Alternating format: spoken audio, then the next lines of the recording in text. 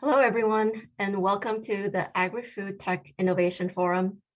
Today, we have a global audience attending remotely, many from the CGIAR, NARS, and other private and public organizations, all eager to learn about how science can be translated to impact. My name is Younghwa Lee, and I am a member of the Excellence in Breeding platform of the CGIAR, a group committed to the modernization of breeding programs supporting smallholder farmers with new seed varieties. It is my honor to moderate this discussion.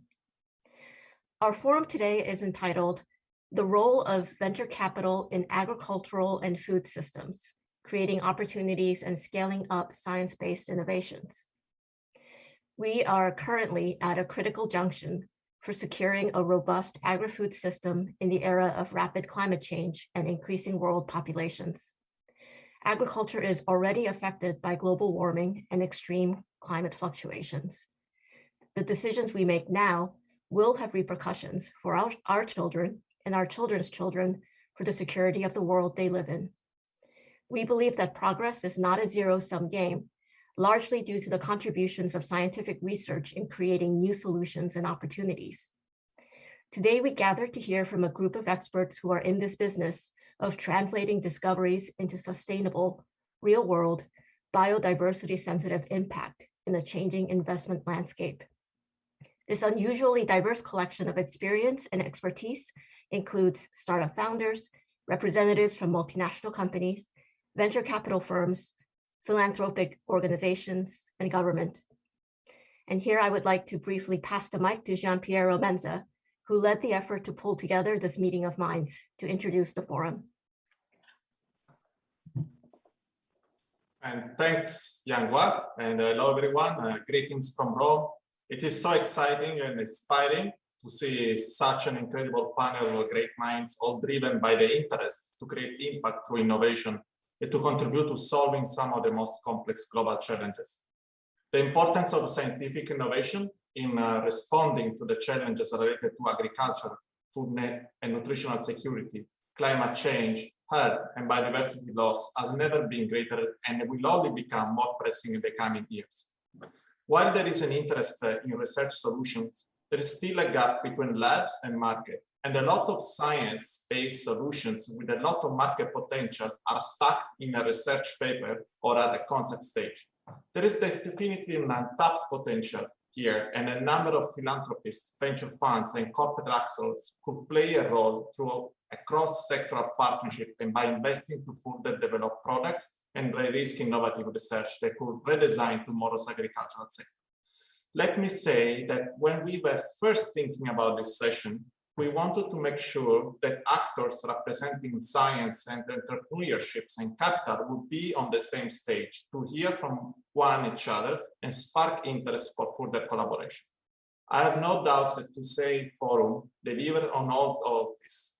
For those of you online, this is an opportunity to learn, to get inspired, and to connect with like-minded peers and innovators. Let's hear from our stars today. So allow me to introduce our friend Roberto Viton, founder and managing director of Valoral Advisors, an international recognized advisory firms in the global food and agriculture investment space, and also partner at Yield Lab, a venture fund investing in accelerating high-impact early-stage companies around the world to sustainably revolutionize agri-food systems. Over to you, Rob. Thank you so much, Gianpiero. Let me share my screen for a second. So I'm very glad to join in this innovation forum today. I'm joining from Luxembourg, where we run our investment advisory firm specialized in food and agriculture. But originally I come from Argentina, where we have been farming with my family for many generations. So today I can say I am a farmer and advisor in this forum. And I would like to talk about this revolution that we have underway in food and ag innovation and the role of venture capital. So please join me to go through this presentation. So I think that we can all agree with this statement. After so many years of working in the food and ag industry, I really believe that this is one of the most important global sectors, and it's also poised for transformational changes in the decade ahead. And I think we all agree that we need to build more efficient and sustainable production systems where technology and technology innovation is paramount for achieving this. I think this is essentially showing the opportunities and the challenges we have in front of us. Let's talk about that. First of all, I really believe the food and ag space is fundamentally revolutionary. We can go back in time, we can go as far as we can think and see all the innovation and the technology developments that human beings have been developing over time to overcome many of the challenges. And we can come back to our dates and see how this innovation wave has continued. Well, the truth is that as we speak, we are living beyond the planetary boundaries. And this is something that we have to change now. I brought this chart from Kate Raworth. She is the author of Donut Economics. In case you haven't heard about her or you haven't read her work, I really suggest you look at it. And what you can see is that many of these ecological ceilings and ecological boundaries that we are trespassing in terms of land degradation, biodiversity loss, of course, all the impact climate change. These are major challenges that we are facing today, and we need to find a solution to them. That's why, once again, we need from technological innovation to help us solve these challenges. What I have included in this chart is a group of the 12 major innovation areas that we follow when we look at investments in the broad food and agri space. And one of the special characteristics of this technology innovation wave that we have is that it's really spanning all the food and ag value chain, because we are facing challenges everywhere. And moreover, COVID-19 has brought more challenges and is also triggering some of these innovation. As you know, COVID-19 has meant that we have tried to bring local production closer to consumers. We have also seen across the last year, the last 18 months, a lot of acceleration in automation and digitalization in many areas of the food and ag value chain. Of course, there is also increased scrutiny on food safety, and you can think all the innovations around traceability.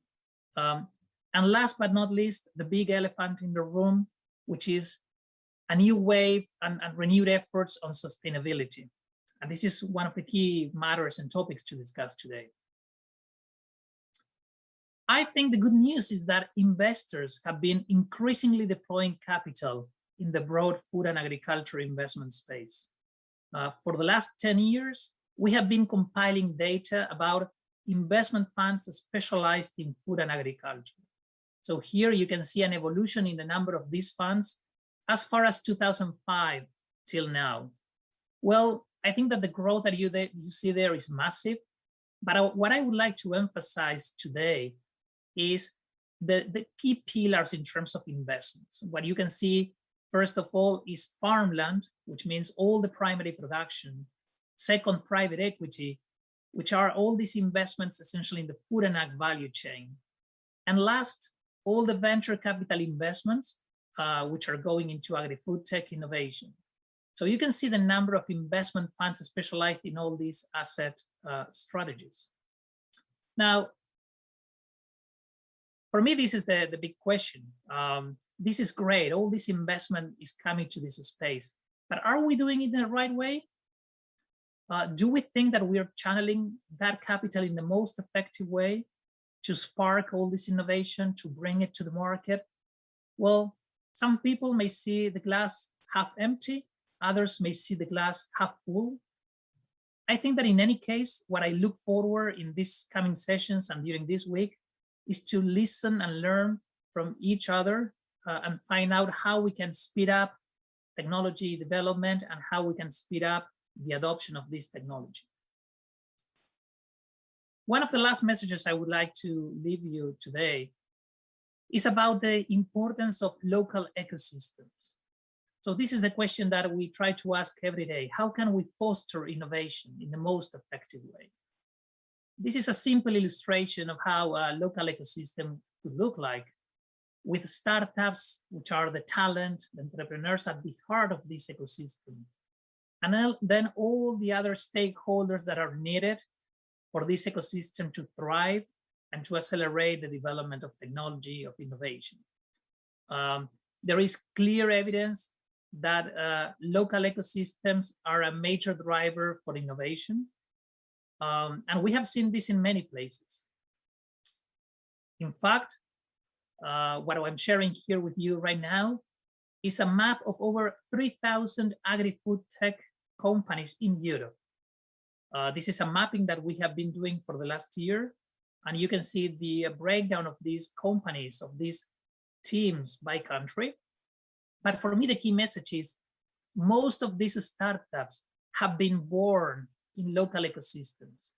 Many of these startups have been able to scale up thanks to these local ecosystems. I could say that 5 years ago, there were not even half of these startups in the market. And this is very important because all these teams of entrepreneurs, all of them are solving some of the challenges we spoke about before. So we really need to help them. Well, how can we help them? How can we help also other scientists? So these are some of the questions that I look forward to finding solutions in the next coming sessions.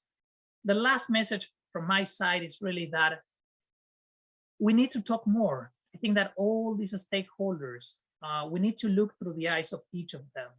I think that we need more conversations. When you look at this picture, you can look at those farmers and we can go back to the challenges and say, hey, many of the challenges we're facing are deeply connected to what happens in the farms. So a good way to work on this, to accelerate innovation, to accelerate technology adoption, is to talk more to farmers as well. More than that, I really look forward also to having more conversations with you in the next coming sessions and throughout this week. Thank you so much.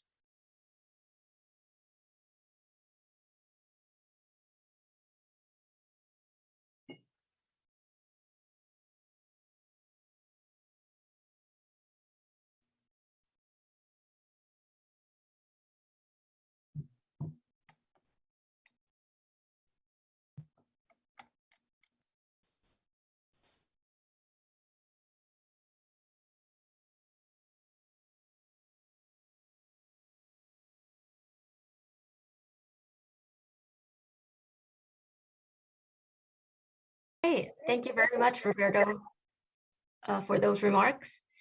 I would at this time like to introduce our panel. Okay, so first off, we have Bruno Basso. He is the co-founder of Cibo Technologies, a flagship pioneering venture that models regenerative ag systems for grower profit. We also have Dorothy Shaver, Global Marketing Sustainability Lead at Knorr, which is Unilever's largest food brand. We have Ahmad Bahalim, Senior Program Officer in Agricultural Development at the Bill and Melinda Gates Foundation. Barry Goldman, Founder and Chief Science Officer at Pluton Bio, a startup focused on mining microbial communities for new innovations. We have Edward Perello, Associate Director of Agriculture, Deep Science Ventures, a venture capital firm. Ennis Olson, Global Innovation Lead, Food at Google, which is a living laboratory for food system innovations. Alizé de Tonac, CEO and co-founder of SeedStars, a venture capital firm. Liana Logoriato, ex-partner of strategy and transactions at Ernst & Young. We have Atanasia Atanasiou, a senior researcher at GreenTech, which is a nanotechnology research unit at the Italian Institute of Technology. And finally, Mark Durno, managing partner of Agrifoods at Rockstart, a venture capital firm. We will be conducting the forum talk show style with questions directed towards panel members. I would like to remind the speakers to keep your responses to within 2 minutes. And if you would like to comment on a fellow panel member's remarks, please raise your hand in the Zoom. While we will not be taking audience questions directly, I invite the audience to exchange ideas on the chat, invite people to connect and get the full benefit out of this event. So today, let's dive into our discussion on the role of venture capital in agri-food innovations. Our forum will be organized in 3 stages: sourcing talent and scientific discoveries, scaling the science with the investment of capital, and impact via adoption in the market.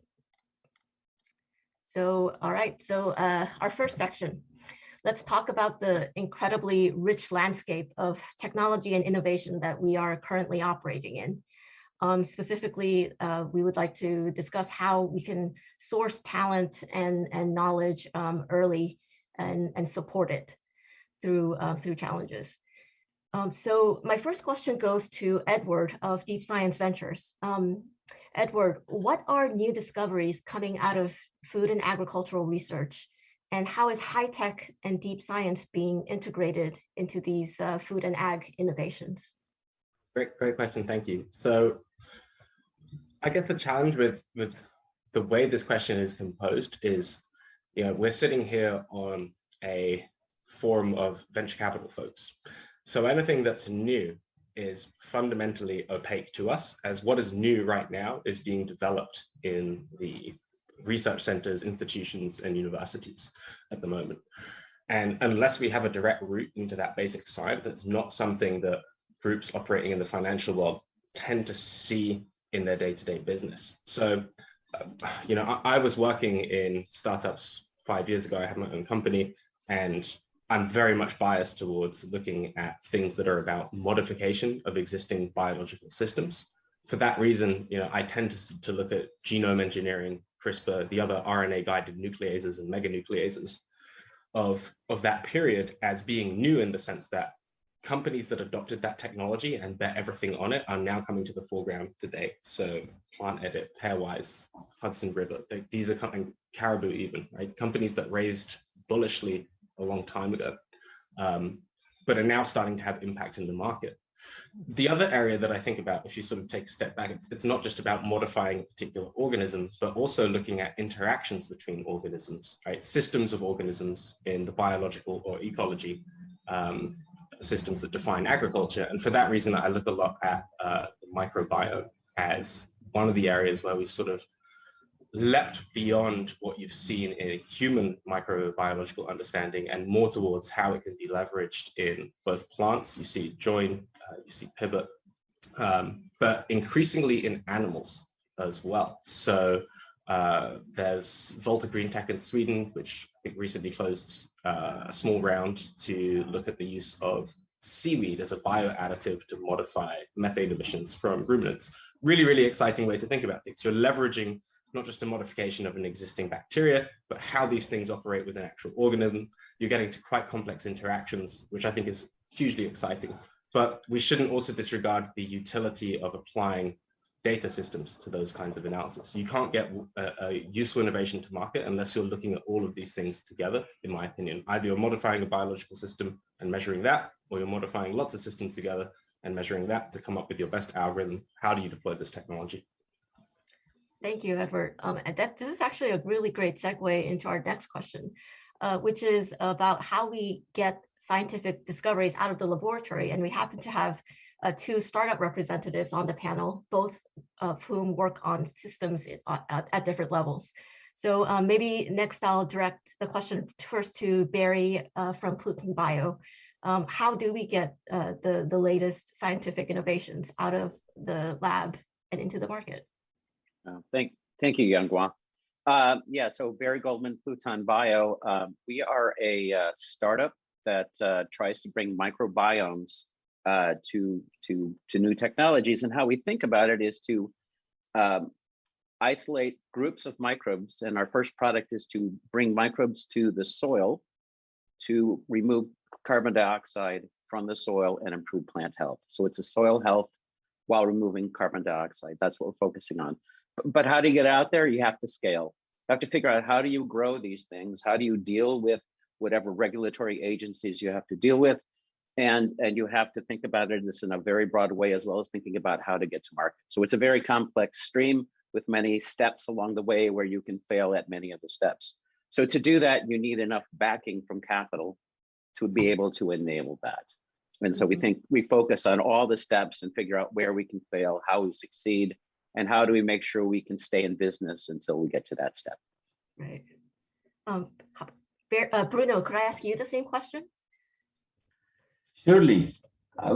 Well, I'm a scientist, and I navigate both spaces, you know, the university research innovation, as well as the opportunity to be a chief scientist at Cibo Technologies. And I share the thought that scalability is a critical piece when we develop, novel breakthroughs, because in addition, to the money needed to scale, the technology needs to be designed with the purposes of solving problem across, a very complex sets of interactions. And Cibo Technologies focuses on capturing those interactions, but not necessarily depending on input data, which often either are missing or of lower quality, but trying to generate through a system approach this interaction. I encourage the venture capitalists in the room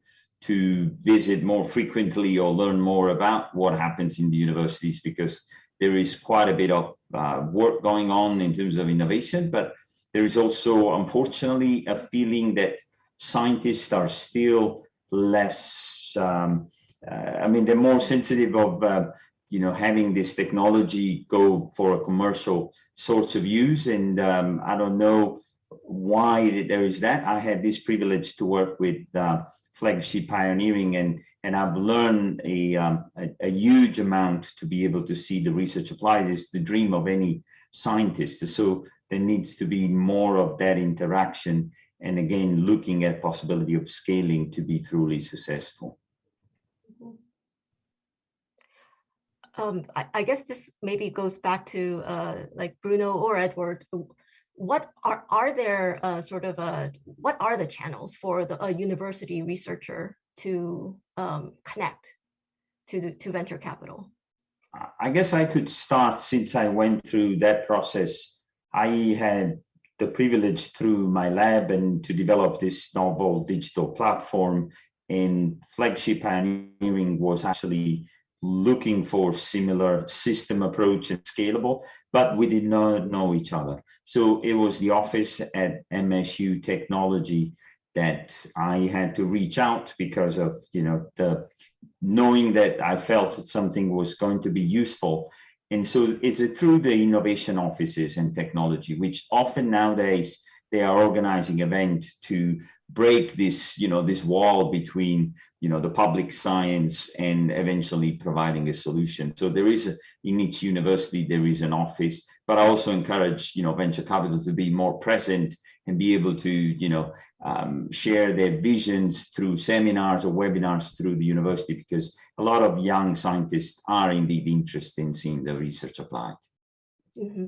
Oh, could you briefly explain Flagship pioneering to the audience? So Flagship pioneering is a very interesting, is a venture capital firm out of Cambridge, Massachusetts. Obviously got popularity because it's the main owner of Moderna. Has invested in the life cycle, in the life sciences across several other companies like Indigo, Ag, in Bio, Cibo Technologies, Inari. And their way of investing is slightly different. They see the technology, but they start a company through venture labs. So it's basically investing in continuing the R&D instead of having these competitive grants. They really focus on, that particular technology. So a company is started, and then it's basically decided if it goes through the next streams of A, B, C, and so on. But I really enjoyed, and I had to select between different opportunities, and that model really did the trick for me. Okay. And one thing you seem to be emphasizing is that the scientist needs to have sort of an entrepreneurial mindset and go looking for those opportunities. For sure, I was the same way, and I'm now learning how critical it is to see you can write as many Nature papers, it doesn't make a dent. unless you really start seeing the research applied and solving problem and all the challenges that we see. I mean, there is just no question about the science has to be taken to the next level to really solve problems. Thank you. Alize, I'd like to ask you, how is this sort of interaction of getting the science out of the lab same or different in a developing context? Yeah, so we exclusively invest in emerging markets, and our fund is industry agnostic. So ag tech, if I may say so, is only a percentage of our portfolio, but having already invested in Africa or South Asia on this topic, because we're early stage investors, and at that time when we launched the first fund, we hadn't included the kind of incubation fund or venture lab model that Barry just presented. We had to focus on already existing enterprise that had some level of traction, and in that space, we went quickly towards the ag tech companies that were looking at the whole value chain. So either in the financing schemes for the farmers or the marketplace for the sales, or the kind of rethinking the processes with some level of IoT. So we never had to necessarily, we didn't have portfolio companies that were working very closely with universities or scientists at that stage. Sometimes they were taking in intel, but that bridge definitely is missing. And we don't see it only in agriculture. I think life science has been done so well because the process of financial incentives, which is unfortunately still what a lot of the different ecosystem players have to present themselves with in terms of success, is much more well defined in the pharmaceutical world. But we see it in education, unbelievable research that we're not able to plug in the growth stage ventures that we invest in. And so that definitely is a big topic. And our reaction to that on how we wanted to participate in providing a more systemic change in this pipeline issue is we are now working on incubation funds. So we are together with wannabe entrepreneurs or already entrepreneurs in these markets, so really from Latin America to Asia to Africa, defining with these, with also labs, maybe university labs or other kind of data-oriented labs that we have in-house, how can we build from scratch ventures that are really going to tackle some of these challenges that aren't sexy enough, that aren't bankable enough, that are too complex in the bridge to look into. And that's where hopefully we can really talk about land restoration at scale, this whole circular economy at scale, which are topics that are very important to us. Thank you, Alize. Maybe a little bit of a different perspective on the question. Ahmad from the Gates Foundation. What are the kinds of sources of funding that we can leverage for this transition in a developing context? Thanks for the question. It's quite relevant to the discussion, especially to the way that Roberto laid things out in his final slide. You know, we're dealing with a diverse set of stakeholders, very different contexts, but very common outcome that we're driving towards. I guess the way that I would probably suggest reframing the question, repositioning it is to encourage us to think of this as a system or a spectrum of different kinds of funding at different stages that then have different sources. So I work for a philanthropy, and the kind of capital that we provide is grant capital in general, and generally speaking, but with nonprofit aims. And if that's the case, that's largely often sort of upstream. And that's generally the role that, say, the public purse plays. So your normal public funding agencies, including the resources that, for example, the CGIAR receives. Now that has an important role in moving the entire curve of innovation as we think about it. But then there's that middle zone where you have venture capitalists, you have incubators at universities, you have a very diverse set of actors and funders. And very often we don't connect the two very well. So the public transition to, say, providing funding for something that's going towards market is quite poor, I'd say, in the ag tech world in general. There are better lessons or better models in other aspects of tech that have been pretty successful. And then where we take, say, your early stage capital to then actually make things come to market, say through large cap firms, that even is also a weak link. So is there some way where we could pull all these pieces together rather than just provided or even seek funding in silos? So that would be a question that I would have for the community, and maybe a slightly different way to think about this problem. Back to you. Yeah, thank you very much. So I'm sure that got a lot of thoughts going for maybe some of the venture capital folks in the room. Mark, could I ask you to comment on what Ahmad was just talking about, the system of funding and how to make sure the right connections are made at the transitions between public to scaling? Yeah, I think the point I picked up on there that was top of my mind for this as well was that intersection and how the community actually merges or interacts and collaborates with one another. We find there are so many overlapping efforts and activities that some areas are somewhat oversubscribed, like, for example, incubation is a good example, whether you get it publicly through a corporate, through a VC fund, through a private investor who's looking to step on. That space is, if you want support there, there's enough to be done.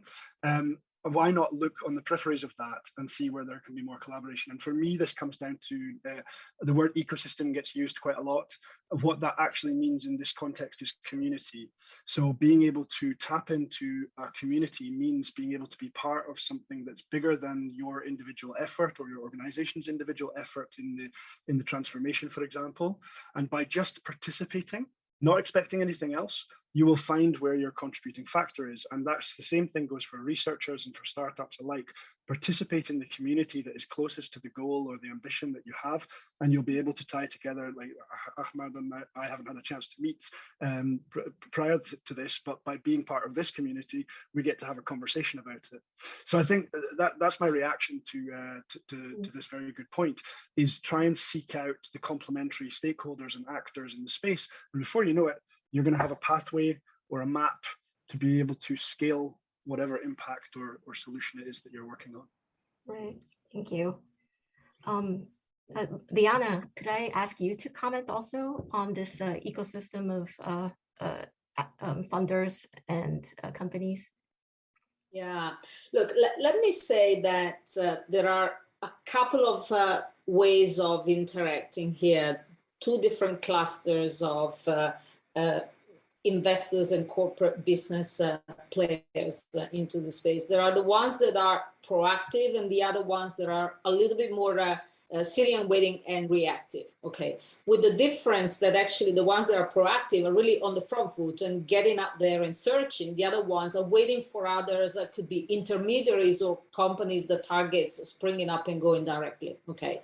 The implication of this is that actually on the side of the startups and these nascent businesses, it's also up to them to spring up and raise the flag, raise the bar in terms of visibility and getting out. And I tell you, we're hugely facilitated these days. You just need to jump on a Zoom call, okay? You can actually speak with people at 10, 20,000 miles away, okay? And by the same token, there are some platforms that are actually running, okay? And corporates can actually be on those platforms, okay? There are conferences all over the places, okay? So people can raise their voice and their flag, okay? And become visible, okay? And then having said that, you know, there are the old ways of getting into conferences as well as on the target lists of investment banks of any type. So being the ones doing the capital raisings or the ones that are actually doing the tracking for the M&A targets, so that actually that visibility is enhanced, okay? And clearly, every single time one of these companies is going through capital raisings, okay, doing a seed round of financing, then a first round, second round, and then going third and fifth pre-IPO, it's very important that the communication is actually out there with a clear sense of purpose and mission, why the company is there, what's the vision of the thing, and also an overall story with a good investment case, because ultimately any company needs to be surviving the test of being bankable, having a bankable investment case. Okay, so it's a lot in the initiative of not only of who's scouting for opportunities, but also of companies that wanted to be scouted for and being on the radar screen of whoever, being capital raisers or the principals directly. Mm-hmm. Mm-hmm. Thank you, Liana. I'm gonna bring it back to Edward to maybe like touch back on this idea of visibility and gaining visibility for your company or your innovations or your research idea. Edward? I think one of the challenges with visibility for any scientist is figuring out what to look at and what to talk about. And I think if you look at the PhD system, the academic system in general, we tend to think about it as occurring before finance or venture capital or the development of a startup. And our traditional way of looking at this is to be obsessed with technology transfer and to assume that a scientist who had a good research question has also asked a good commercial question. And that's not always the case. There may be a good business in what they're doing if they're trying to create a solution to a particular problem, and that's guided their research question initially. But if they're a biologist and they only know biology, then they are going to see everything as having a biological solution. And oftentimes that removes the ability of that individual to assess other domains, whether it's chemistry or geology or engineering or something completely different, to go and create a new technology solving the same problem in a different way. And when you have to go through a tech transfer system in order to then generate a company, you may not always generate the best company possible that way. And particularly in the UK, where there are differences on IP ownership by university, it means that the company may actually then be dragging along a challenging cap table for external investors, making it even less interesting for an investor to look at that moment. So I kind of think in order for science entrepreneurs to get the most visibility, they need to be going to completely different domains inside and outside of universities, talking to investors even before they start their research, if they do want to start a business.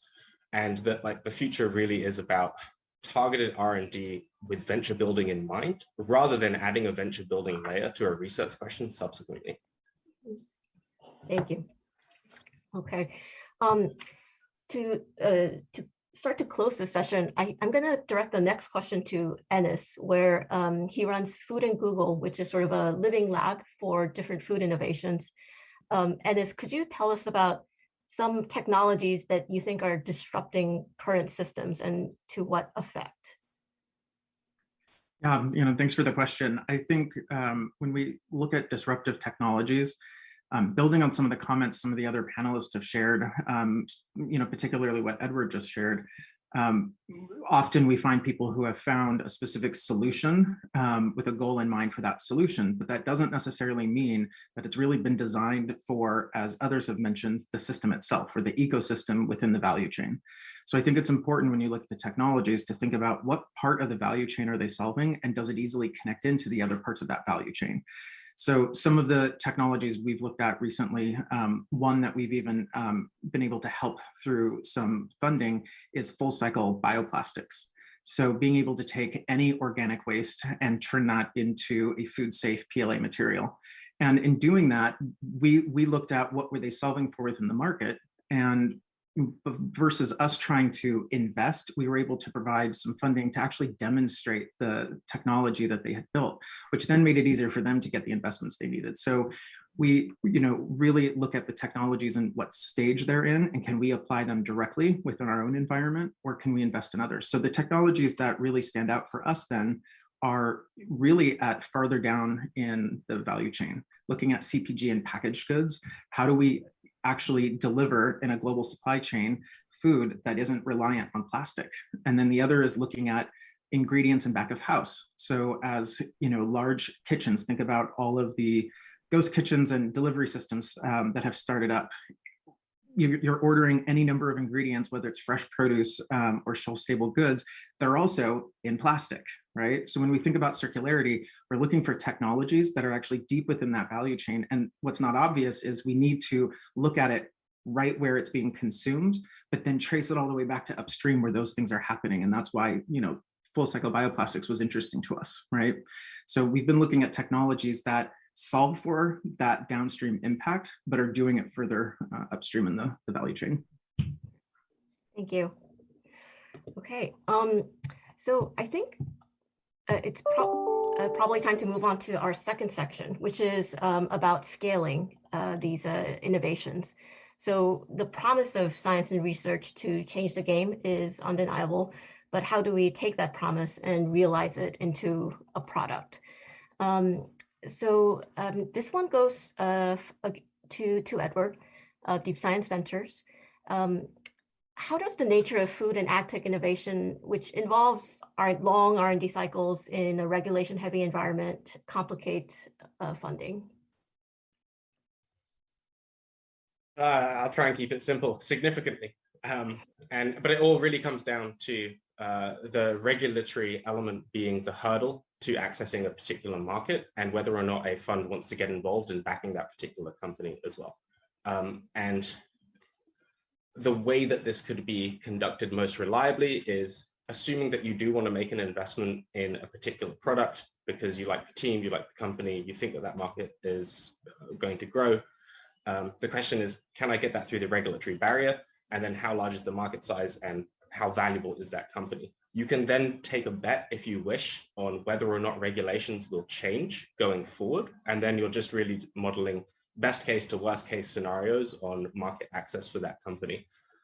One of the things I would say that complicates this is if you're working with an entirely novel technology and you're really at the coalface of innovation, then the regulatory system that does exist could be totally inappropriate for the new product or technology or service that's being developed, in which case then you do have to take a position early on in whether or not you're going to back that company. And if you think that either a regulatory system will change to adopt that, and it could take decades, or it will sort of skirt through that regulatory system, as you've seen with genome engineering in some jurisdictions, allowing rapid market access. Right, thank you. Anastasia, could I ask you, what are some of the growing pains that you've had in transitioning discovery from your research into a marketable innovation?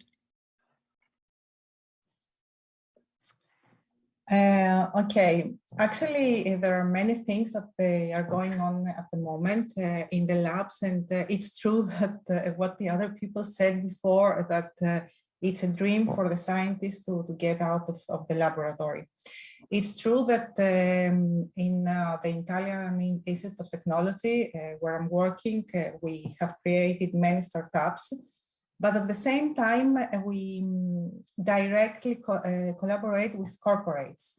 So basically, we collaborate in the sense that we make research for them, sponsored research, but also even more interesting for us, we make joint laboratories. So we make R&D for different corporates in our labs, or we bring some of our scientists there. And this really gave us a lot of feedback because we really understand what the market needs because we are in the companies. And concerning the thing we are talking about today, the agriculture and the agrotech and everything, what we did was another step forward, I think, towards the market, that it was quite important for the scientists. We started collaborating between us, first of all. So what it was mentioned before that some of us, I'm a material scientist, okay? I see everything from the point of view of materials. For example, how to recycle the Agrifood waste into new bioplastics. But I started collaborating with the other scientists, for example, with the robotics, okay? The robotics people, they had some robots that they were ready to be in the field every day and monitor the crops, for example. I started collaborating with engineers that were making sensors, and they could sense where we are, at what stage is the food, at what stage is the fruit.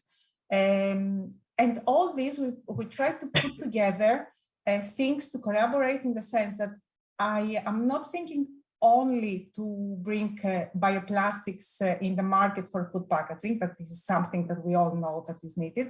But I'm even thinking of bringing these bioplastics to make new sensors and create green electronics, okay? Or to have fantastic grip to the robots that they are moving.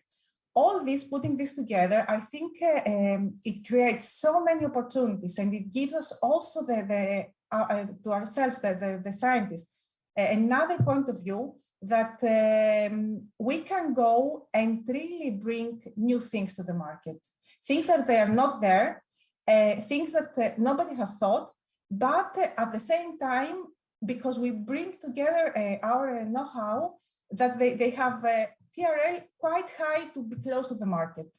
So this is where we are at the moment. Okay, all right. Thank you, Anastasia. So I'm gonna maybe bounce off of Anastasia's comments and go to Enis. So Anastasia was describing some innovation models that really heavily rely on collaboration and participation in different disciplines. What can food and ag tech startups learn from examples of innovation models in other sectors? Yeah, there are so many different ways to approach disruption and innovation and new technologies.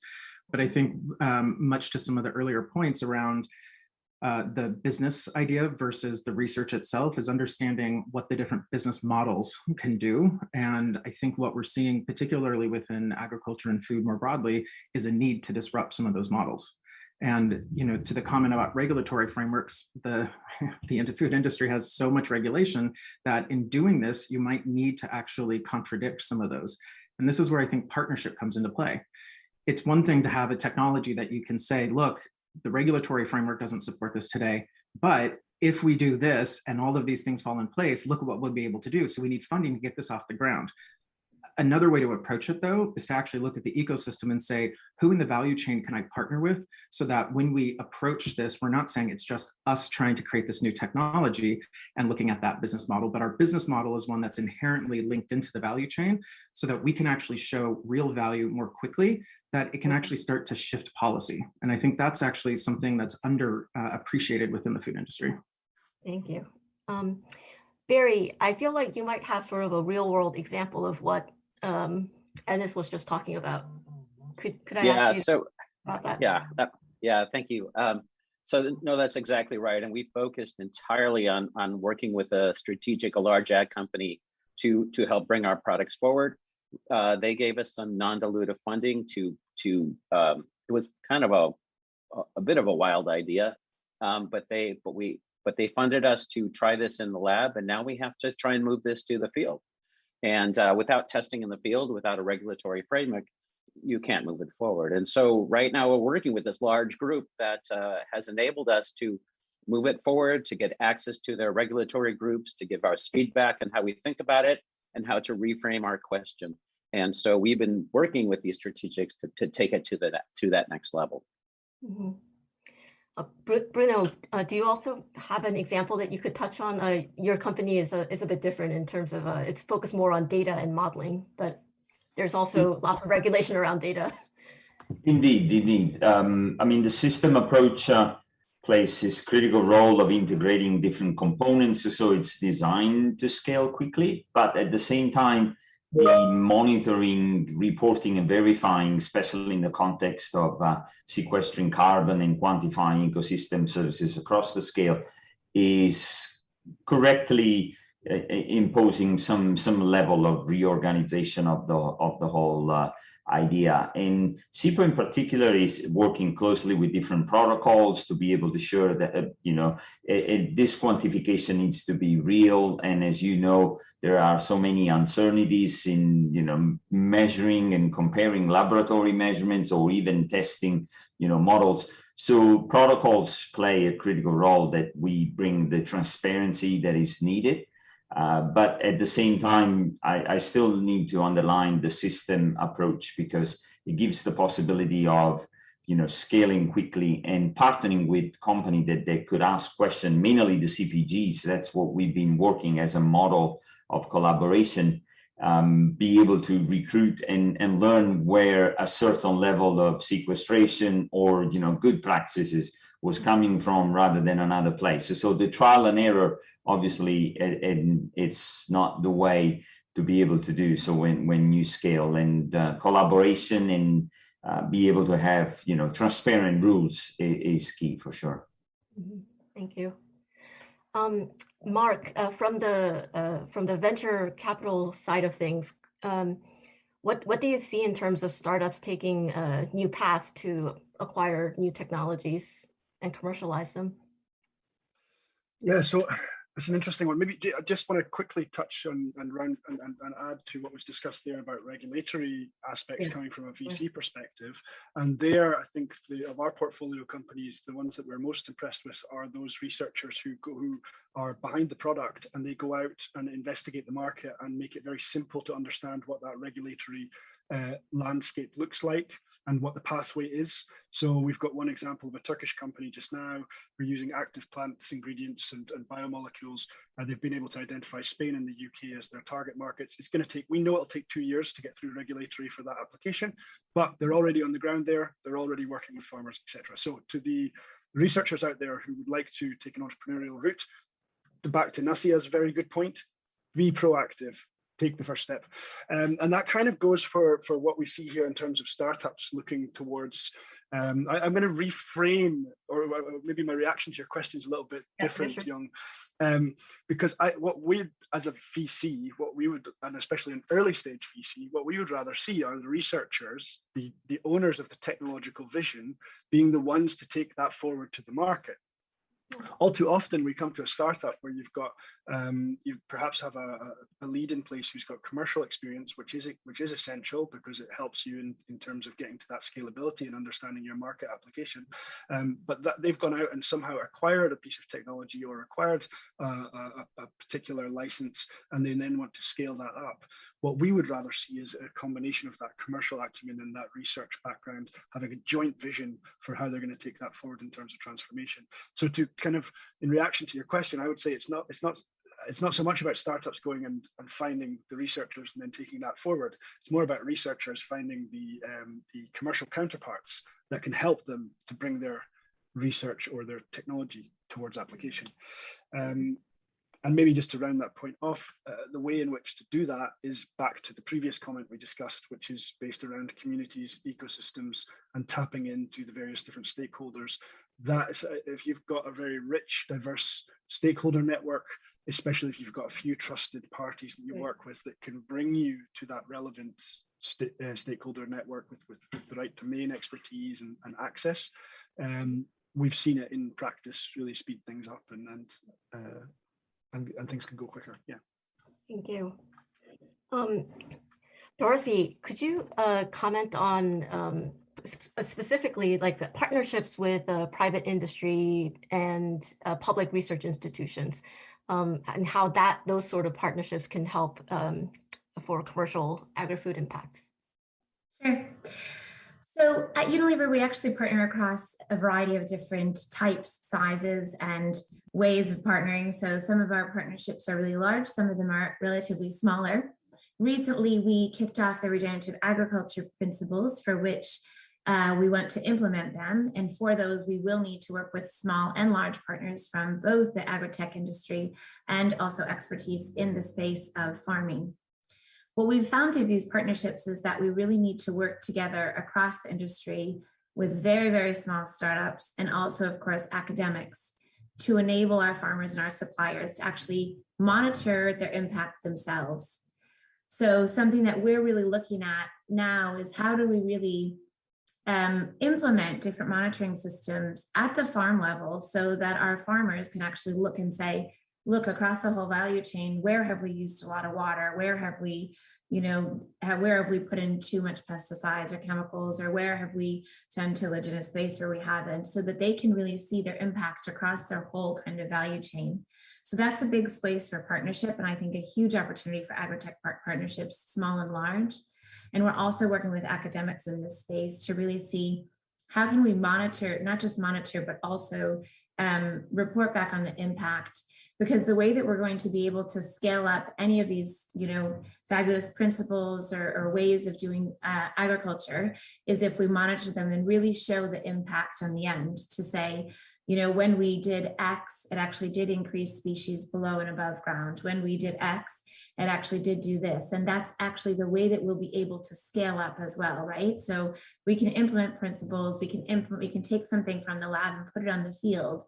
But the real way we'll be able to scale it up is if we are able to somehow, and I know this is controversial, commercialize or standardize these practices and these principles and these way of doing things, so we can scale them up. And the way to get there is to utilize technology for monitoring and impact reporting. So those are the key areas, kind of from the agri-tech perspective, that I have experience with working with partners, and it's been extremely useful. But as a cry for help, we do need to do quite a bit more. So we have 50 projects that we intend to launch over the next 5 years that implement regenerative agriculture principles and experiment with different ways of agriculture.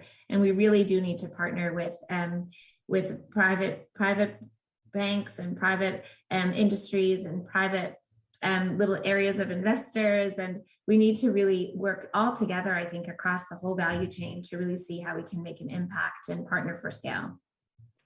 Thank you, Dorothy. Mark, do you have a comment?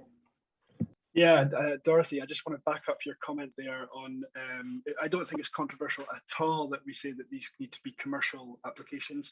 As a farmer from background, the big challenge that I have in our farming community is that and when it comes to regen farming, which is also a focus for us at Rockstar, is them saying, how do we do this in terms of actions? And how do we make sure that the bottom line actually works out here? Because remember, the farmers are working on very, very thin margins. So completely back up that comment on behalf of anybody who's sat in a tractor at some point in their life there.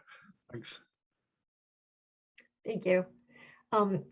Liana, could you also comment on how partnership with private industry and public research can perhaps help negotiate IP, et cetera, for commercialization? Yeah, look, I mean, this scaling up is very fundamental, okay?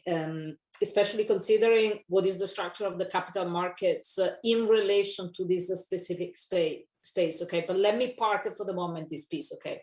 So the fact that the startups, these new tech players are stepping into partnerships helps with the validation of the business model. It helps for the acceleration of the booking of revenues, as well as accelerating also the profitable growth for the business, okay? And considering that some of the industrial players in the space are very focused on their own profitability, they've been cutting substantially their R&D, okay? So if the tech player has actually got the formula, the business, a nice business model, something that is innovation, having the licensing opportunity or the commercial partnership actually enables the larger players to get an earlier sight of what is coming and potentially fund these opportunities and potentially also acquiring these businesses. So it's a path to the acceleration, okay? I like to open brackets around the point around the related capital markets for this space, okay? It was great at the beginning, in the first 5 minutes, when we looked into a chart that was actually showing a nice progression of the funding environment, okay? But if I'm comparing that amount of funding and that progression to what I've experienced myself before stepping in agriculture, I've been heavily into tech, okay? The sheer amount of what goes in for venture capital and private equity for the tech, the high tech, really makes the figures we're seeing now in agriculture, unfortunately, a little bit laughable, okay? And the other thing that I like to raise is that there is a bit of money from private equity. There is a bit of money from venture capital, okay?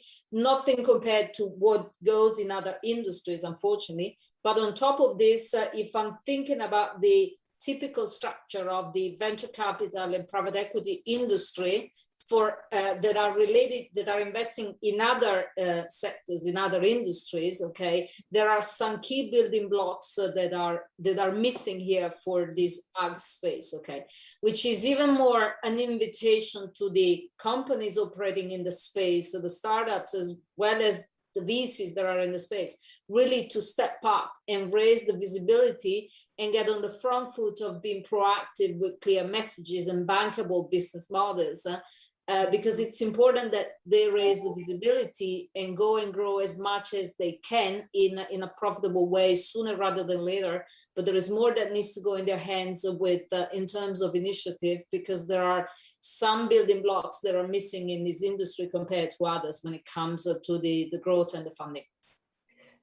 Could you give an example of what you consider to be a missing building block that's evident in other areas, but not in ag tech?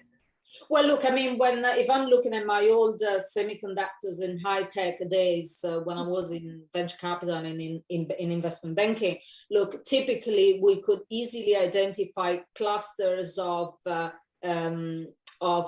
venture capital and private equity firms that were actually operating in the different stages.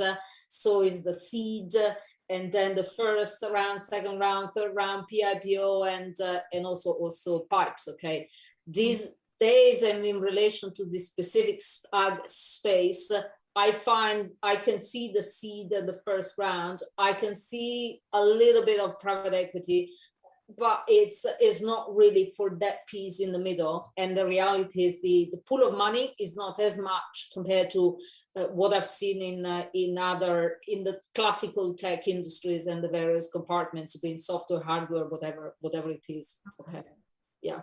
But the reality is, to our advantage, we see a lot of family related money. Okay, family offices. Okay, so if these days private equity is around 4 or 5 trillion US dollar total amount of money, the money pot that is there, the family and the family offices area is these days around 8 to 9 trillion US dollar, largely unmapped. Okay, and compared to what we'd seen 10, 20 years ago in tech, high tech, these days we get a lot of sovereign wealth funds. Okay, so money is coming from Middle East, from Southeast Asia, so there is much more around, but it's more on the fringes. But if we're thinking about how we can help the startup or these early stage companies in the ag space, okay, they really need to think through what is their real value proposition, their overall purpose for being there, and getting towards a bankable business model in a sustainable way, almost with a design thinking type of mentality, but taking into account that it's a different world compared to other industries, but also what we've seen in the evolution of other industries that have actually boomed so much. Right. It seems that, yeah, we're coming back a bit to this idea of the ecosystem. Mark, do you have a comment? Yeah, I think Liana raises a good point about capital availability, especially when it comes to growth stage. I do know of a number of VCs that are now spreading their wings out from being only pure Series A, Series B in this space, and anticipating that there are going to be more growth rounds, and that's an underserved bracket. Likewise, you've got this other strange situation where you've got growth and Series A investors who are reaching backwards in the chain towards the seed stage because they need to get into the rounds very early. So you have this very odd situation. I think if I put a positive light on it from a startup perspective or a founder's perspective, what you're really looking at is a pioneer opportunity. So that means that the agri-food space, I don't think any of us 3 or 4 years ago sitting around this virtual table right now would have anticipated just how quickly alternative proteins would have taken off, for example. So you've got this kind of pioneer space that we're all working within, which is very exciting. And I think there are 2 ways that we can start to tie that space together in terms of pathways for startups to go. One of them is on the regulatory frameworks that we discussed a moment ago. If governments give clarity, it means that other actors, larger corporations, farmers across the value chain, producers, etc., can take action with confidence and lower risk. So that means that startups can also, when you're a founder, where your product market fit will bring you with your customers. Unfortunately, that's taking a bit long. So the second way to do it is through commercial application. And that's where you get a great example would be on alternative proteins, where you've basically said, right, a couple of large brands there have led that vision. Consumers have voted with their wallets, and that means that that retailers and the entire value chain have had to start listening and start applying that. And you've seen huge amounts of capital coming into the market off the back of that. So I do agree with Diana's point. I think if you compare us to other industries, the agri-food segment is still somewhat struggling to tie together all of these different growth points, but it's also because of where we are. There are not that many large exits that you can point to within the agri example that would give VCs or new LPs entering the space confidence, which is also, again, to a good point, that's why you see a lot more family offices working in the space, because they've got the vision and the understanding of the industry to work to it.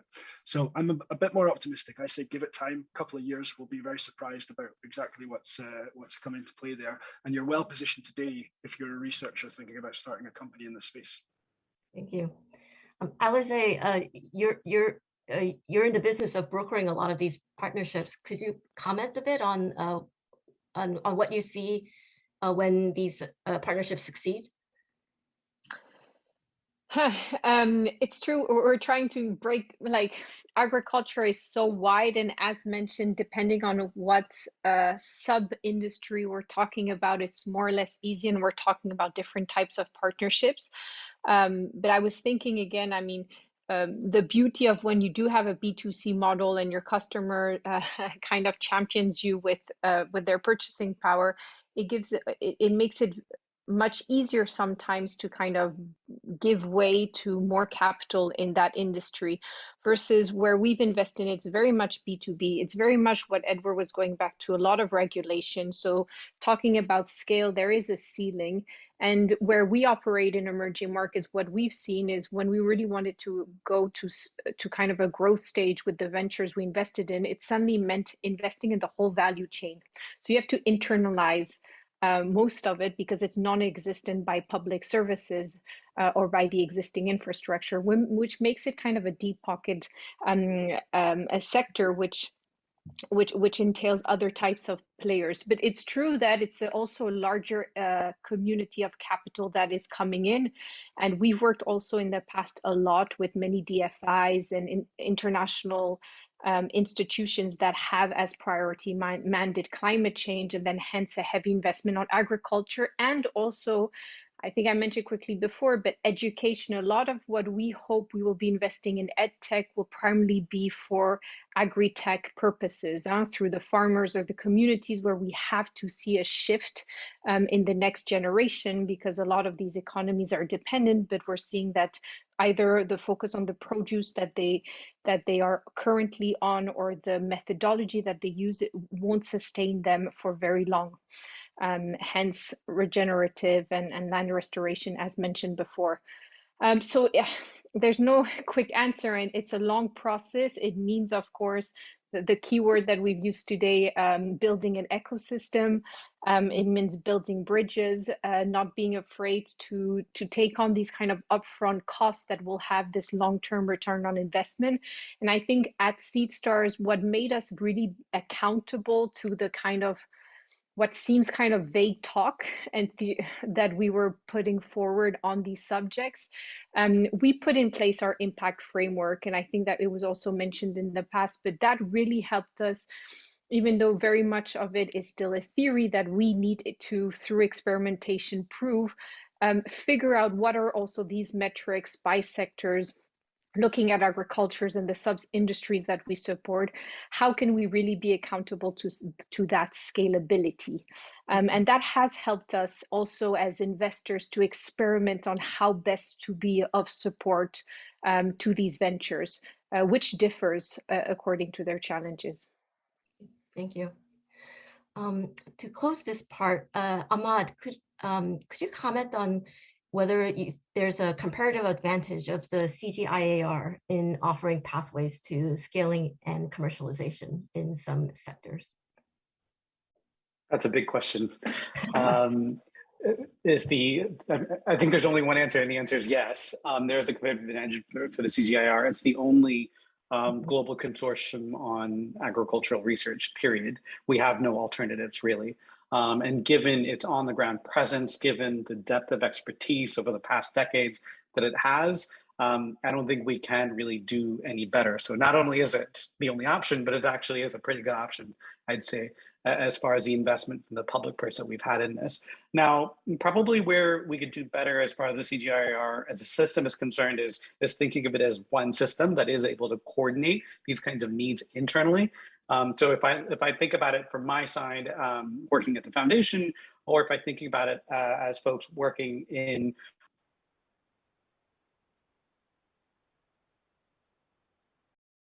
on a sort of center by center model as we have done historically. So if we could centralize or coordinate some of these functions and increase efficiencies to be able to navigate the thousands of researchers working within the system and the gazillions of innovations that they're driving, I think that'll be pretty significant. And so at the heart of it, that's probably its core comparative advantage, which is on the ground presence in a lot of geographies, very deep bench of expertise. The area where we probably need to strengthen is improve coordination of one system with the venture capital community and other sources of finance. Thank you very much. Okay, so we're going to be moving on to the third section of our forum, which is on the venture capital's role in impact. So in today's world, success isn't just about market share. As technologies and innovations are scaled and deployed and adopted, they also impact our desired outcomes for sustainable development. So the first question I have goes to Dorothy. How can we make sure to feature sustainable development goals centrally in the scaling of food and ag tech innovations? I think that's a great question, because we speak about the SDG goals quite a bit when we create our strategies at Unilever, but they don't really come out any further and we don't really measure impact against them.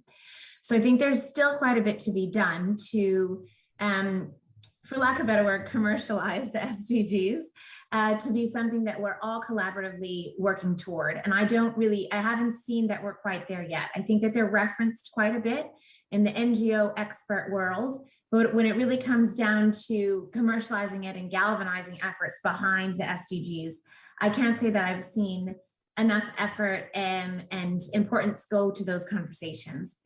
I think a reason for that is because they are goals without kind of KPIs that are divided against the industry. So we can ladder up to certain SDGs, and we ladder up to quite a few of them, from the environment sector, of course, nature sector, malnutrition and nutrition advancement, and of course partnerships.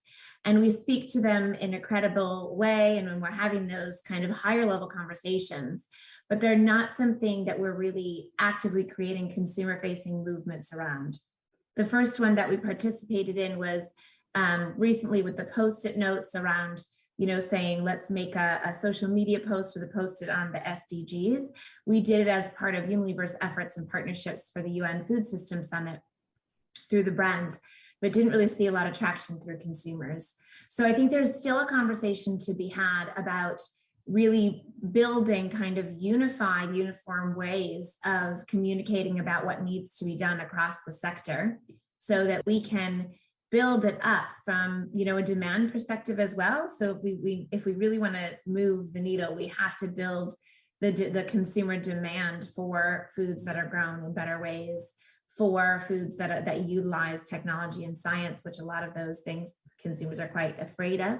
And a way to do that is to really put energy and effort toward an external, not branded commitment and goal. So I think there's an opportunity there for us to work together to try to see how we raise the importance of the SDGs, use them as something that is unbranded, to put across a variety of different companies and partnerships to say, this is what we're all investing in, and this is why, we should grow the demand of it. But I think there's also a lack of communication between a lot of the players and across the food system. And that, I think, is what is dividing us from, farming and doing agri-tech in a certain way, and then making it something that can be commercialized and something that people really want.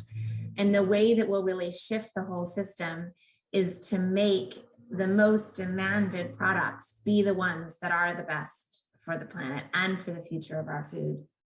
So I'm happy to collaborate further on it. I think there's a lot more work to be done for all of us in that space. Thank you, Dorothy. Ahmad, I think as a program officer, you might also have something to say about the measuring impact against those sustainable development goals. Sure. So I actually incidentally lead a portfolio of work focused on Sustainable Development Goal 2, the goal to end hunger, to try and coordinate other donors around its achievement, to identify what works, and then to scale up the finances.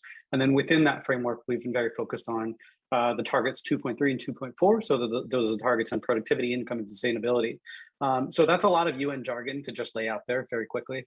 To me and to our team, they're very useful pivot points to work with other public funders. There's a high degree of consensus at the public, private, national, regional level on those targets and goals. But unfortunately, these goals are very siloed within a UN system. So it's really helpful to hear Dorothy speak to Unilever actually using or thinking about them. But to me, they are fundamentally a useful tool for probably public sector end interventions or coordination. This is not a way really to talk publicly in a market-facing way about things. So to me, the utility is having consensus on a target or goals. Their specificity is historically significant. In the history of agricultural development, we have never been this specific about targets or goals that we want to collectively achieve. That's a triumph. That's great. We have 10 years left, roughly, or less now, to achieve them. So, and we're already well behind. That's just a good reminder. But on the VC side, I really don't see how they're relevant in a public-facing way. However, if actors like the foundation or other public funders can come in and engage the private and VC community with this kind of specificity in terms of coherence, coordination on specific asks, I think we'll go a lot farther than we have before. So I'll pause there. Thank you. Okay. So I want to move the topic a little bit more generally to challenges in scaling and adoption. I'll go first to Bruno. What kind of lessons can we learn from food and ag tech innovations that have already successfully been scaled? Yeah, that's a great question and critical. My experience has been that if a technology works on the farm, it gets adopted quickly.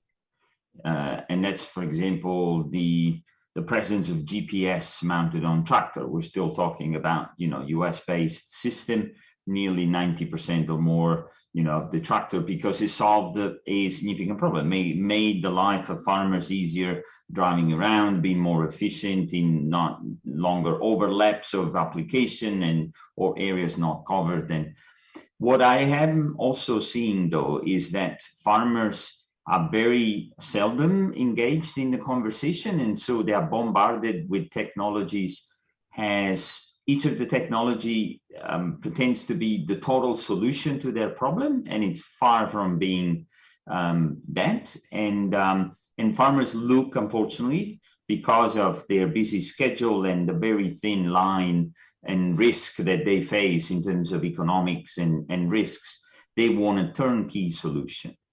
And it's really difficult to do that. And so I think anyone working in this field, whether it's a VC or again, scientists, we need to be fully aware of engaging with them, realizing, listening more rather than say, don't worry about, listen to me, this is going to work. He said, but I don't need it. Don't worry, it's going to work.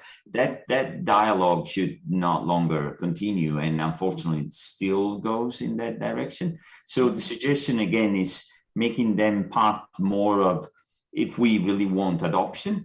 And the other thing is in the context of carbon sequestration, for example, which is key for net zero and all that, we still have models where farmers bear all the risk, and despite of the technology. So there needs to be a little bit of an overall there in sharing the risk. And through the technology, they will be much more willing to adopt technologies if they see that someone else has a skin in the game. Thanks. What about you, as another a startup representative?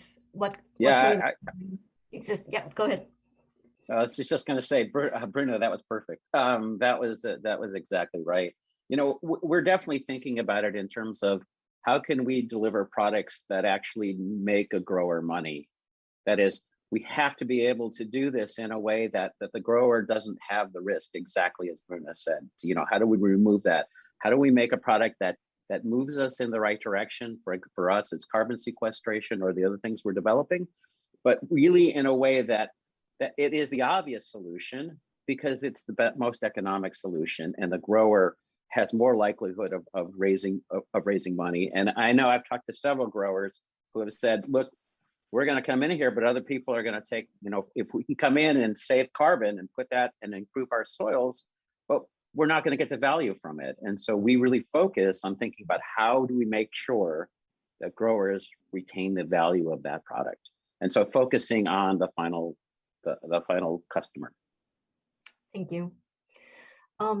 Question to our venture firm representatives, starting with Edward. What motivates venture capital firms to continue to support startups when new challenges are revealed by scaling or adoption? Thank you. Before I answer this question, I just want to go back to this discussion on the STGs and whether or not they have a role in venture capital.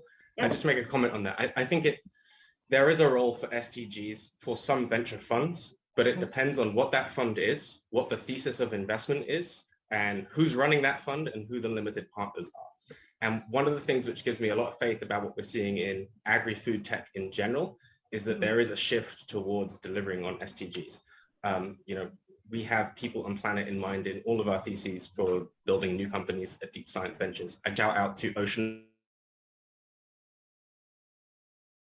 delivering SDG 14 about conservation and sustainable economic use of ocean resources. But it all really depends on whether or not you have limited partners, those who have contributed funds to the fund itself, who are engaged in that, and that they're not just in it to make a capital return, they are looking at it in terms of future generations. Now, to your original question, what motivates VCs to help their companies when they're in trouble with adoption or scale up? I mean, I don't want to sweep it under the rug. Money is a factor there, right? Venture capitalists have an obligation to see a return and create a return on their fund and to support their companies. But to be perfectly honest with you, what I'm encouraged by in this space is that doesn't seem to come first. It's really a combination of things. It's a combination of the opportunity to learn how to tackle those specific issues, because a problem that one company is facing is going to be faced by another company in an analogous space. It's an opportunity to deploy historic expertise at the firm and learn from mistakes and do it right. But it's also, most importantly, an opportunity to help the people that are running that company. Right? When you're working with a company, you are building personal relationships with these founders, with the employees. You want to see success in their professional lives and their personal lives. And I guess a final piece here is that the implication here is that a scale-up challenge or an adoption challenge is a bad thing. And actually, I would see that as a good thing in the sense that it demonstrates that the company has moved from one stage to the next. And that's because a lot of companies, they particularly in food and biotech, they have to start with what you call intermediate products. At the beginning, you can only produce a certain amount, and you have to sell that small amount for a very high value. But as you grow your company and you enter into larger markets, you need to sell a lot more higher volume, lower value products. And the implication is that if you're getting to that and that's the challenge, then you're starting to hit the bigger market and you're going to have a greater return. And where does that take you? That takes you all the way to not being a startup anymore if you crack it, which means at that point you're a successful company. And if you have that, then that company with those great people can then address the next problem in the supply chain and think about how it makes more impact. So I'd say, yeah, a lot of that. Yeah, thank you. Let's see, Alize, could you also comment on the same question from your experience? What motivates you? I think for us, and not to go too far, I mean, that's what's cool about the job. Huh? It's in essence figuring out how we can solve the bigger challenges. So I think that's really the driver of being part of the change. And we feel that where it's most exciting and fulfilling for us is helping at that seed stage of inception and creation and innovation, and going along the journey with these entrepreneurs.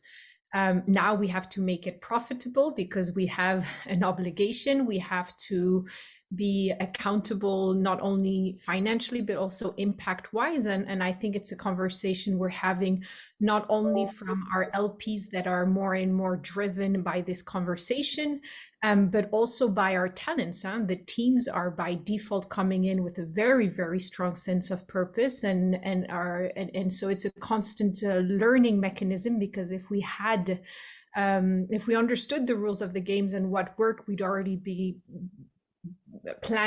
implementing this non-existent blueprint. So yeah, it's really being part of the adventure. Thank you. Liana, could you comment on the same question from your perspective? What motivates investment to keep going when there are challenges in scaling? Well, I mean, look, when we're looking at this wider ag space, okay, is clearly getting more and more on the radar screen, or venture capitalists and private equity houses, okay, and also corporates with a venture capital arm, okay. And that is clearly, there is an overall general sense of making a progression on these topics and contribute to the world and having an impact, okay, let alone the fact that these days there are also impact funds that have actually popped up, okay. So it is, and some of these players will want to seek alpha, okay, so they want to see returns vis-a-vis an investment that they actually made for themselves, but also for the LPs and for the overall formula, but also because at the end of the day, you've got to have bankable businesses that are up there, because that's the only way you're going to be feeding the machine and have a sustainable business and formula that keeps going, okay. One point that I like to make, it's in relation to the how the PEs and the venture capital funds are actually looking at this scene these days, okay. More and more on their radar screen. Some of them are actually setting up dedicated funds, or anyway shifting the way they're allocating the funds to be able to cater to this space, okay. There is a huge effort in terms of doing market mapping to see who's doing what and where the innovation is going, and how they can actually build the ecosystems proactively, because maybe the corporates cannot do it themselves, and also the startups cannot survive on their own. So some of these houses are actually getting out and creating, designing and bringing together and creating these ecosystems, okay. And when it comes to this, to ESG specifically, looking in the last 6 months, I did a lot with PEs, and I've seen that there is always this grid of this checklist that they need to go through when it comes to ESG. So very much there in terms of topic, but I think that it has not been well understood and appreciated, the cost of having ESG compliant businesses, and what is going to be the implication when it comes to the bottom line, or otherwise the other way around, what an investor and a corporate needs to do in order to design a business that is ESG compliant, and maybe taking a few shortcuts so they do not need actually to clean the businesses thereafter, but rather they need to choose, okay. Having said that, this has pricing implications. So I think that in general, the various investors have found a way to price in terms of deducting from the headline price some amount to make these businesses compliant, but it's not clear yet what is the price premium that should be associated to these businesses when it comes to the valuation and the pricing. So I think we've got to have another 6 to 12 months of running through investment committees, these investments, really to appreciate what it means from a due diligence perspective, from a compliance perspective, the overall impact on the bottom line, and then also what is going to mean in terms of pricing and valuations being put on the table. Right. Thank you very much. So we're very near our end. So I'm going to just ask, maybe end on a positive note. Enes, Are there sort of any positive social environmental impacts that we've seen so far from collaborative food and ag tech innovations in public-private ventures? It's a big question. I think we do have, a number of examples globally. I think actually maybe a different way to frame the question to get at maybe the heart of this is, what does it take to create these successful partnerships? And I think everyone today has touched on this a bit. But one of the things that I would challenge everyone to consider is, it's one thing to know that we all have similar goals. And we often, from a business lens, say, do we have the same goal? If so, and we see the technology is viable, let's invest, let's bring this forward, we have a partnership. But another way to approach this, and I think is often missed, is, do we have the same assumptions about how change occurs? Mm-hmm. And really, I think it's important for us to recognize that whether it's us individually or the companies we represent or support, we all have different views on what we think will require, what's required in order to enable change. And it's not going to be one thing, right? So I think it's important for us to understand, when we look at ways to partner, that we also understand how to partner with those who actually bring additive assumptions about change to the table, so that we can think through the more exciting ways that we can partner. And what I mean by that is, some of us will approach this from the system and ecosystem lens that's been talked about today. Some might approach this from, how do we engage consumers? That's also been mentioned. Others might look at this from the behavioral science that's required for consumers to adopt certain types of products or technologies. And the reality is, we need all these things. So as we partner, it's not enough to just be aligned to the same goals. We also need to be aligned to the different ways that we can bring about that change. Anastasia, could I ask you to also speak from your experience on the social and environmental impacts that you've seen in some of your successful partnerships? Okay, I think that this goes back a bit from my point of view to what we were discussing before about the SDGs, because for us as scientists, it was important to have some goals to work on, okay? And we really are working on this. So we have these goals and we see them from the technical point of view. So what kind of technologies we can build to follow these goals? Because in general, I see that the goals, they don't talk about technologies, they don't consider so much the technologies that are there, but we are working on this. And now an important thing is that I see companies that they approach us and they say, okay, following this goal, we are talking now about the SDG 2, but I think this is more vertical to the other SDGs also. And they say, okay, we want to follow also this goal for ourselves to be more sustainable. Also, because I think this is also this discussion about companies that they shouldn't pollute. And also there's the discussion that companies may start having to pay some taxes if they are not sustainable in the future, no? So following this discussion, we follow the same goal. So I think that what is happening now is that we put all together our efforts to bring out something more green, more sustainable. And from my point of view, as I said, the SDGs helped a lot. I know that there is still a lot of work that needs to be done, but it's helping because it gives us some targets and it helps us to also ourselves to understand what kind of technologies we have to bring front to follow these goals. Thank you, Nasia. Okay, so regretfully, we are almost at the end of our time together. If one big thing that I'm kind of taking away from this discussion is that agri-food tech funding is a huge ecosystem that is actually under construction and is probably going to change quite a bit over the next few years. And the other thing that I really take away is that for the researchers and scientists in the room, to really think about how to make the connections, because they are not obvious connections to make, and you have to actively participate in this ecosystem to get your ideas and vision out there into the market. I would like to thank the panel for an incredibly rich discussion.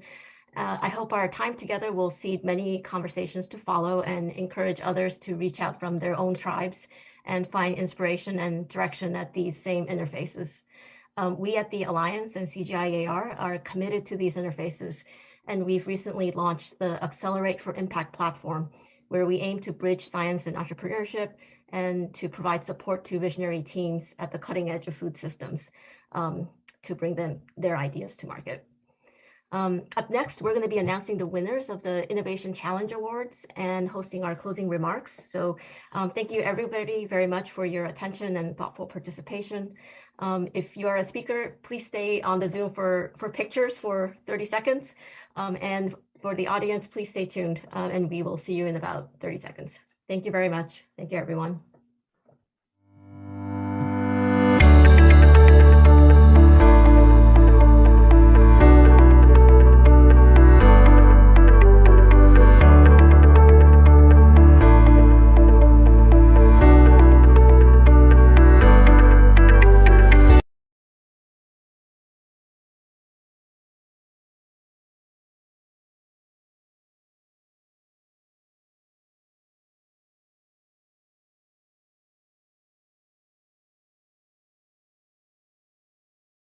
Hello and welcome back to any who are rejoining us.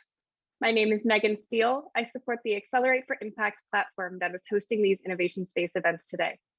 We are thrilled to see such a great and continued turnout for these events of our innovation space. We are excited to have so many collaborators in our mission to bridge science and entrepreneurship in service of creating innovative food system solutions. During the Innovation Forum you've just watched, the Expert Selection Committee convened to deliberate and determine the awards for the teams who pitched their innovations earlier today. And the results are here. I am thrilled as we are ready to announce the winners for the Agrobiodiversity Innovation Challenge. For a quick reminder of what is up for grabs, across the Alliance and our partners, the prizes being offered are the following. 2 teams will receive a $5,000 equity-free grant on behalf of the International Fund for Agricultural Development. The Italian Institute of Technology will provide 2 innovations technological due diligence, including a mentoring session of IIT senior research and tech transfer experts and go-to-market strategy. The International Center for Advanced Mediterranean Agronomic Studies, BARI, will provide 2 winning teams a full scholarship to the Master 1 level Open Innovation and Youth Entrepreneurship worth $25,000 and 1 winning team full tuition assistance. International Institute of Tropical Agriculture Business Incubation Platform will offer 3 winning innovations mentoring, as well as access to science and business development teams.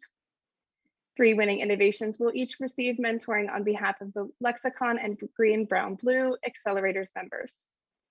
3 winning teams will be offered an acceleration program by Rockstart in conjunction with CGIAR. Without further ado, the winners are of the IFAD USD $5,000 equity-free grants, Switch On Foundation, and National School of Agriculture of Meknes, Morocco with Irasmart. Of the Chiam Bari scholarships and tuition assistance, for the 1st and 2nd scholarship, Rural Farmers Hub, and Irasmart. For the tuition assistance, CloudPads. For the lexicon mentoring around storytelling and communication, the winners are Sea Soylution, No Feed, and CloudPads. For the CGIAR Rockstart 3-month acceleration program, the winners are Sea Soylution, No Feed, and CloudPads. For the IITA BIP mentoring and fine-tuning business plans and access to science and business development teams, the winners are No Feed, Cool Mill, and CloudPads. And for the IIT Technological Due Diligence, Expert Mentoring and Analysis of Market Positioning and Competitors, the winners are Irasmart and Cool Mill. Congratulations to all of our winners of the Innovation Challenge Awards today. In addition, we would like to announce an additional opportunity for all of the innovators who submitted applications to the challenge. As a prize for your participation in the Innovation Challenge, the Accelerate for Impact platform collaborated with the Innovative Food System Solutions portal to offer all challenge applicants a backcasting, self-guided acceleration program. We will be inviting you to the orientation session to access the backcasting program through the interactive online Pathway to Impact Builder tool. timelines of the process, and further details will be conferred to all challenge applicants in a follow-up email. We hope you take advantage of this incredible opportunity. Congratulations to all applicants and finalists. The Innovation Challenge would not have been possible without your effort toward the shared goals of the Congress. And now, for closing remarks of the innovation space, we are honored to have with us this afternoon 3 esteemed speakers. Our first contribution to the closing remarks will be from Vice President of the International Fund for Agricultural Development, Dominic Ziller. Welcome, Dominic. Thank you very much, distinguished guests, partners, friends, and dear Innovation Challenge winners. It is really inspiring to see so many people gathered here today to discuss the topic of innovation and agrobiodiversity. We've just concluded COP24, and I think the conference has made it clearer than ever that every fraction of a degree of warming leads to dangerous and costly impacts for all of us. But for smallholder farmers and indigenous populations, more than for others, they are the most vulnerable to climate change and the least able to cope with its impact, despite their possession of precious local knowledge to how to contribute to sustainable agriculture. Agricultural biodiversity can help farmers to mitigate, to adapt, to ensure food and nutrition security by providing them with a variety of options and techniques how to manage climatic risks and strengthen the resilience of their farms and surrounding landscapes. We can support them in dealing with climate change. IFAD has already committed half of our overall climate finance to focus on adaptation and prioritizing nature-based solutions to do so. We have also planned to mobilize $500 million for climate adaptation through our Enhanced Adaptation for Smallholder Agriculture program, which, as everything in IFAD, comes with an abbreviation, ASAP+. This program aims to benefit 10 million people by increasing resilience of vulnerable communities, farmers, fishers, and pastoralists. Last week at COP26, IFAD signed a new agreement with the Green Climate Fund, under which 143 million will be invested to help restore the ecosystems of the Sahel region of West Africa in order to prevent desertification and to build livelihoods for millions of people in that region. Still, topping up climate investments is not enough. Unprecedented challenges require new solutions. To make best use of our investments for climate change adaptation and agrobiodiversity, innovative ideas and out-of-the-box solutions are essential. And it would be short-sighted to think that these will come from the traditional sources. Innovation challenges, such as the one that our agencies have delivered today, present an opportunity to scout for ideas and to support the development and scaling up of new ventures with the potential to deliver more agile and impactful results. Venture capital for development is an important instrument to encourage entrepreneurship in areas where innovators would not normally invest due to the high costs, the high risks involved. This is even more valid for solutions that address the needs of small-scale farmers. IFAD is bridging this gap. We do this by offering instruments such as the private sector financing program, which provides financing directly to operating companies and financial intermediaries on lending, on investing, and on offering services also to small-scale farmers. Support to innovative startups and to scientific research goes even a step further. We must continue to scout through innovation challenges, to build capacity through innovation boot camps, to offer trainings for entrepreneurs and startups, and finally to provide blended and innovative finance through strategic partnerships with venture capital firms.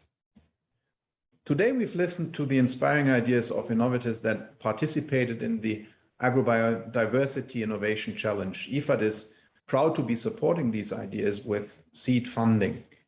We look forward to seeing the teams prosper on their innovation journey, with the help of the funding, learning, and coaching opportunities that we design in partnership with CGIAR, the Italian Ministry of Foreign Affairs, the Italian Institute of Technology, the International Institute of Tropical Agriculture, BIP, Rockstart, and the Lexicon, and others.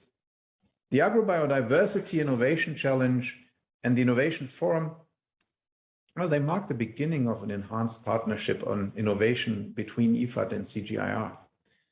They underline a strong commitment by our organizations to enhance the scouting and the development of science-based solutions, as well as evidence-based decision-making. Our organizations envision cooperation in initiatives such as the Accelerate for Impact platform, which was recently launched by CGIAR, with the objective to foster ideas and talents from people in least developed countries. Their technologies, their solutions, and their enterprises can help us find techniques to respond to climate challenges in agile and impactful ways. We will work relentlessly to increase investments and achieve impactful results for our beneficiaries. I would like to end by congratulating the winners and by thanking the organizers, our partners, speakers, and all of you in the audience for being with us here today. Many thanks. It really is a pleasure for me. Back to you, Megan. Thank you, Dominic, for those words. The next remarks will be delivered by Jennifer Lappin, the Director of the New Technologies and Production Methods Division at the Foreign Agricultural Service, United States Department of Agriculture. We thank Jennifer for joining us to provide her perspectives on the activities and significance of the innovation space events we've had today. Welcome, Jennifer. Great, thanks for having me. I'd like to echo what Dominic just said and thank our hosts and also the innovation supporters.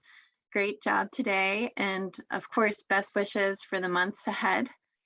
Wrapping up today and for the days ahead, it's clear that we're certainly not short on challenges to our food system, our lands, and our communities as we mobilize for meeting one of the biggest challenges of our time, climate change.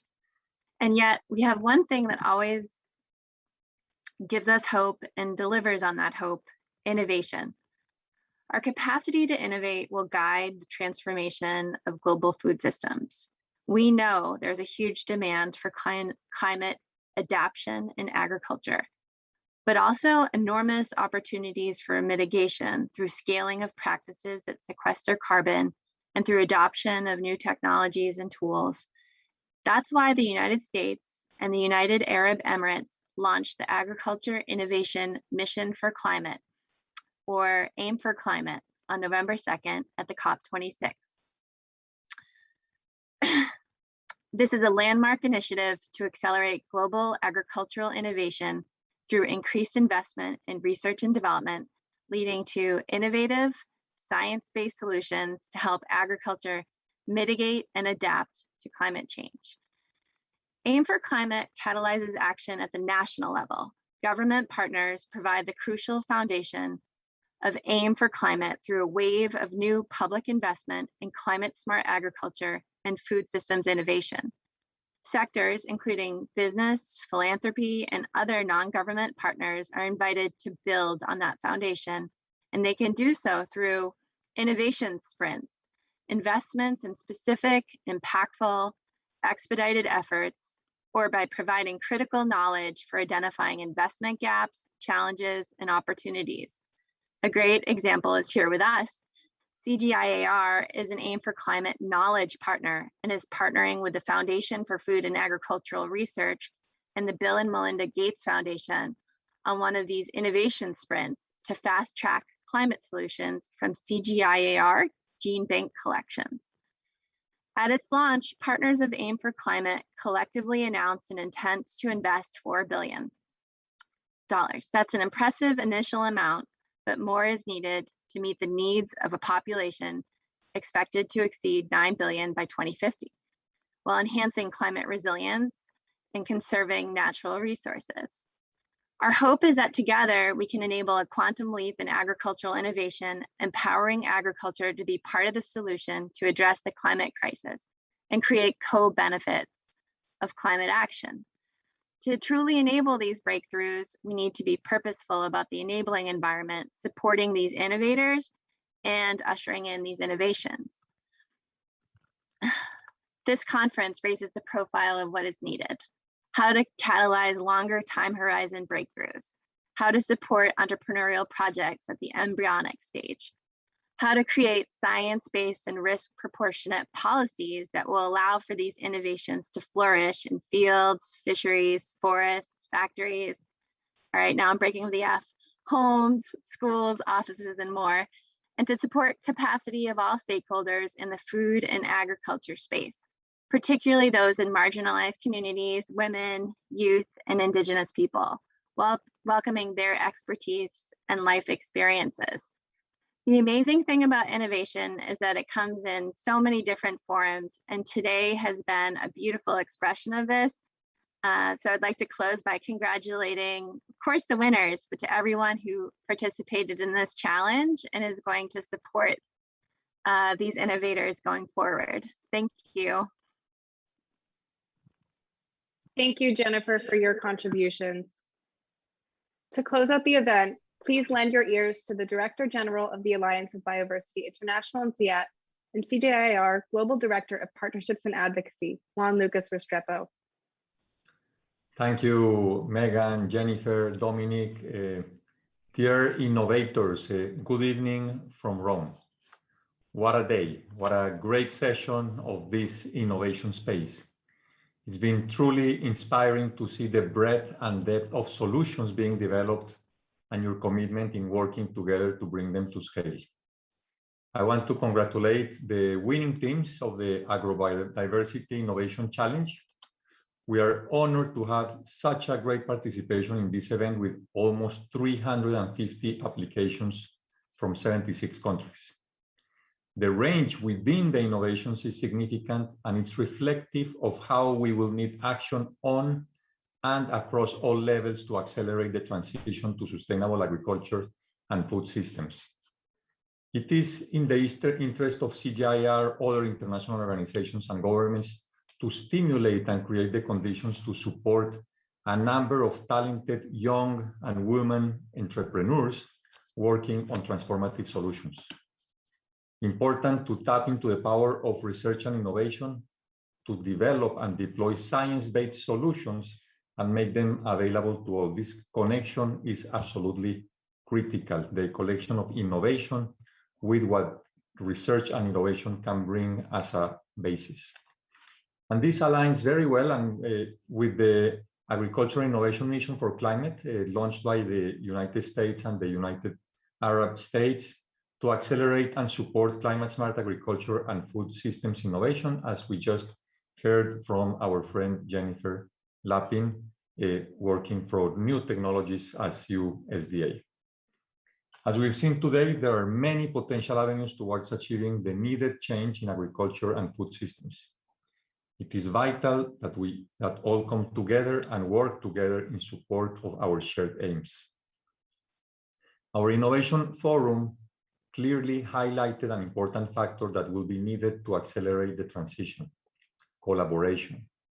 As discussed by our esteemed speakers from research accelerators, startups, venture capitalists, corporations, and more, collaborations between these perspectives is making the difference in scaling transformative technologies. One collaboration that CGIAR is particularly proud of in supporting efforts towards sustainable food system solution is our partnership with IFAD. Thank you, Dominique, for providing remarks on our event and for you and your organization's support throughout the process. And this brings us to the close of this exciting and innovative session that will surely help mainstream agrobiodiversity within food, land, and water systems transformation. Thanks all, and keep connected as this Congress is just starting.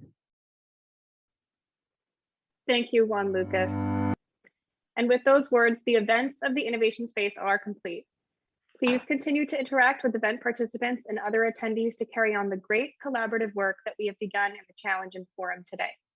The Accelerate for Impact platform will be working to continue this effort through future initiatives, so stay tuned and reach out to us.